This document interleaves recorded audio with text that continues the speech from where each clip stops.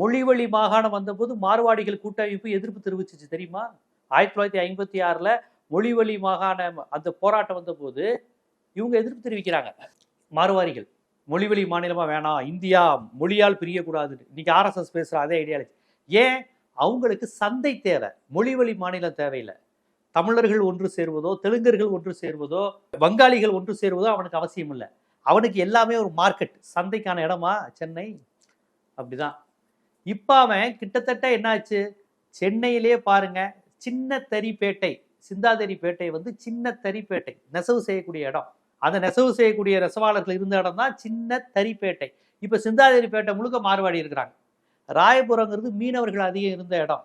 மீனவர்கள், அங்க உள்ள இஸ்லாமியர்கள், ஒடுக்கப்பட்டவர்கள் இப்படி வாழ்ந்த இடம். பியூர் மெட்ராஸ், ஒரிஜினல் மெட்ராஸ், வெள்ளக்கார மெட்ராஸ் அது.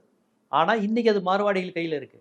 அப்போ தமிழர்களுடைய எல்லா அடையாளங்கள், நிலம், பண்பாடு எல்லாத்தையும் நம்ம இழக்கிறோம். விநாயகர் சதுர்த்தி அவ்வளோ கிராண்டா மீனவ பகுதியில் கொண்டாடுறாங்க. அது மீனவர்களின் கலாச்சாரமா? விநாயகர் சதுர்த்தியை வந்து கணேஷ் ஓடிவா, ஜெய் கணேஷ் ஜெய் கணேஷ்னு ஓடிவா, கணேஷ் ராமா ஓடிவாங்கிறாங்க. மீனவர்களுடைய கலாச்சாரமா அது? அது மீனவ திருவிழாவா?